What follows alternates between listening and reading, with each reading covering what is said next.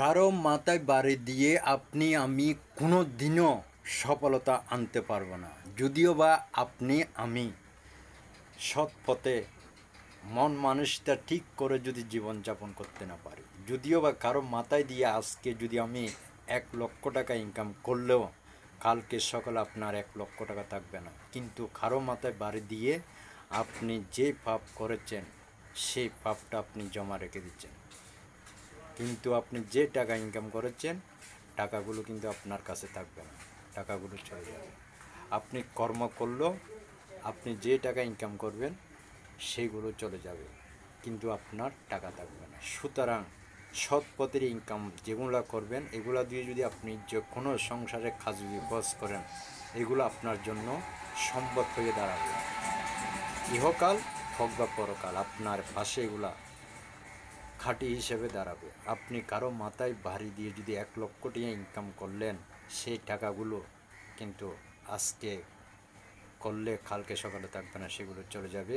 ওই কাজটি করে আপনি যে পাপ অর্জন করেছেন সেটি কিন্তু যাবে না, সেটা আপনার দুনিয়াতেও আপনি আসামি হিসেবে থাকবেন এবং সেইটা নিয়ে আপনি পরকালও আসামি হিসেবে মহান রবের দরবারে দাঁড়াতে হবে। সুতরাং আপনাকে আমাকে সবাইকে চিন্তা করতে হবে, আজকে আমি ক্ষমতা আছে কালকে আমার ক্ষমতা নাই থাকতে পারে, সেই চিন্তা ভাবনা নিয়ে দুনিয়াতে জীবনযাপন করতে হবে। আজকে কারো মাথায় বাড়ি দিছেন কিন্তু কালকে আপনার ক্ষমতা চলে যাবে, এটা শুধু সময়ের খেলা।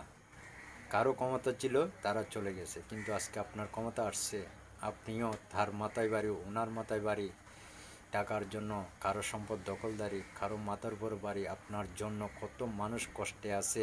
এরকম নেতাগিরি করে দুনিয়াতে যেতে পারবেন, কিন্তু মরার পর আপনার কোনো নেতাগিরি চলবে না। সুতরাং ওইখানে যেই নেতাগিরি চলবে, যে কাজটা চলবে, ওই কাজটা আপনাকে আমাকে দুনিয়ার থেকে করতে হবে, তাহলে পরকালে আপনার নেতাগিরি চলবে। ওইখানেও আপনি নেতাগিরি করতে পারবেন না এমন না, কিন্তু আপনাকে ওই কাজটাই দুনিয়া থেকে করে যেতে হবে। নবী একরাম, সাহাবা একরাম, ওলি একরাম যে কাজগুলো করেছে ওইগুলোকে স্মরণ করে আমরা সবাই চলতে হবে, তাহলে আমি পরকালের একটা সুপথ পাবো এবং দুনিয়াতেও বাঁচার জন্য একটি সুন্দর একটা জ্ঞান অর্জন করতে পারবো। তা না হলে কিছু করা আমাদের পক্ষে সম্ভব হবে না। যাই কিছু করবো সম্পূর্ণ ভুলের পথ থেকে আপনি যেন বেরিয়ে আসতে পারেন, আমি যেন বেরিয়ে আসতে পারি, সেই লক্ষ্য নিয়ে জ্ঞান রাখতে হবে, সেই লক্ষ্য নিয়ে চিন্তা ভাবনা করতে হবে, তাহলে আপনি আমি সফল একটা পথ পাবো।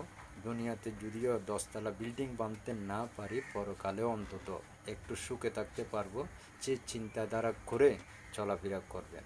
সবাইকে ধন্যবাদ জানিয়ে আমি আমার এখান থেকে বিদায় নিচ্ছি। যদি আমার কথাগুলোর মধ্যে কোনো ভুল থাকে আমাকে ক্ষমা করবেন, দয়া করে যদি পারেন এই মূল্যবান কথাগুলো সবাইকে একটু শেয়ার করে জানিয়ে দিবেন, সবাই যেন বুঝতে পারে। ধন্যবাদ সবাইকে।